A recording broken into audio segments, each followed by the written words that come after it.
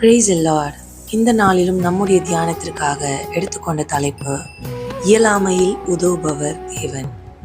God helps in times of inability.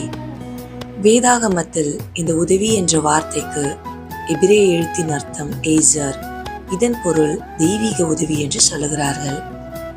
இப்படி தேவன் அநேகருடைய ஆபத்தான காலகட்டங்களிலும் இக்கட்டான சூழ்நிலைகளிலும் அவர்களுக்கு உதவி செய்வதை வேதாகமத்தில் பதிவு செய்யப்பட்டிருக்கிறது. இயலாமை என்ற வார்த்தையை பார்க்கும்பொழுது இன்கேபபிலிட்டி, லேக் ஆஃப் எபிலிட்டி என்று சொல்லுகிறார்கள். முடியாமை அல்லது ஆற்றலின்மை. இப்படிப்பட்ட தருணங்களில் இருந்த மனிதர்களையும் ஆண்டவராகிய தேவன் தேடி அவர்களுடைய குறைகளை நிவர்த்தியாக்கினதுதான் இந்த நாளிலும் நாம் தியானிக்க இருக்கிறோம். நாம் தியானிக்க போகிற வேதாகம பகுதி யோவான் 5ஆம் அதிகாரம். இந்த பகுதியில் கொடுக்கப்பட்டிருக்கிறது, 38 வருடமாய் வியாதி கொண்டிருந்த ஒரு மனிதன் பெதஸ்தா என்னும் ஒரு குளத்தின் அருகே படுத்து கொண்டிருந்தான் என்றும், அந்த இடத்துல பார்த்தீங்கன்னா நிறைய குருடர், சப்பானிகள், சூம்பின உறுப்புடையவர்கள் என்று பல தரப்பட்ட வியாதியஸ்தர்கள் அந்த இடத்துல படுத்து கொண்டிருப்பார்கள் என்று சொல்லப்பட்டிருக்கிறது. காரணம் என்னவென்றால், சில சமயங்களில் அங்கே ஒரு தூதன் வந்து அந்த குளத்தில் இறங்கி தண்ணீரை கலக்குவான். கலங்கின தண்ணீரை யார் முந்தி இறங்குகிறார்களோ அவர்கள் எப்படிப்பட்ட வியாதி இருந்தாலும் அவர்கள் வாழ்க்கையில சுகம் பெற்று இல்லத்திற்கு திரும்புவார்கள். இப்படி ஒரு தருவாயில தான் இந்த 38 வருடமாய் ஒருவன் அங்கே படுத்து கொண்டிருந்தான். அவனுடைய வாழ்க்கையில எல்லாரும் சுகம் பெற்று தங்களுடைய இல்லத்திற்கு கடந்து போவதை அவன் 38 வருடமாய் நிச்சயமா இந்த இடத்துல பார்த்திருக்க கூடும். மனம் தளர்ந்து போன ஒரு நிலைமையிலும், இப்படி ஒரு நம்பிக்கையற்ற ஒரு நிலைமையிலும் அவனுடைய இயலாமையை நினைத்து எத்தனையோ நாட்கள் அவன் வருத்தப்பட்டிருக்க கூடும்.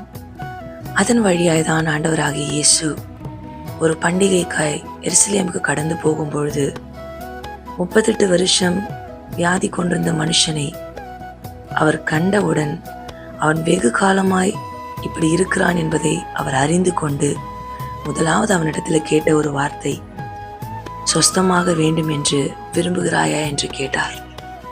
அதற்கு அவன் ஒரு பதில் கொடுத்தான், ஆண்டவரே, நான் போகிறதற்குள்ளே வேறொருவன் எனக்கு முந்தி இறங்கி விடுகிறான் என்று. இயேசு அவனை நோக்கி, எழுந்திரு, உன் படுக்கையை எடுத்துக்கொண்டு நட என்று சொன்ன உடனே அந்த மனுஷனுடைய சரீரத்தில் 38 வருடமாய் ஒரே இடத்துல படுத்து கொண்டிருந்த அந்த சரீரமானது பலனடைந்து சொஸ்தப்படுத்தி அவன் படுக்கையை எடுத்துக்கொண்டு கடந்து போனான் என்று வேதம் சொல்லப்படுகிறது. Remember, our God is the one who will rescue us not only in the times of trouble but in times of inability. இயேசு இந்த பூமியில் இருக்கும்பொழுது அநேக ஜனங்கள் அவரை தேடி வந்து, தாவீதின் குமாரனே, எனக்கு உதவும் என்று தங்களுடைய குறைகளிலிருந்து நிவர்த்தியாக்கப்பட்டு கடந்து போனார்கள். ஆனால் இந்த இடத்துல இந்த மனுஷன் ஆண்டவரை தேடி என்னை குணப்படுத்தும் என்று சொல்லவில்லை, மாறாக ஆண்டவராக இயேசு அவனை தேடி வந்தார் என்றே சொல்லலாம். எத்தனையோ பேர் அங்கே படுத்திருந்தார்கள். ஆனால் கர்த்தருடைய கண்களோ அவனுடைய இயலாமையை கண்டு அவனை சொஸ்தப்படுத்தியது. இந்த நாளிலும் இந்த வேதாகம பகுதி நமக்கு ஒரு நம்பிக்கை தருகிறது. உங்கள் நம்பிக்கையை விட்டுவிடாதிருங்கள். If Jesus can do a mighty miracle in a crippled man's life, this message is telling us He will definitely do for us.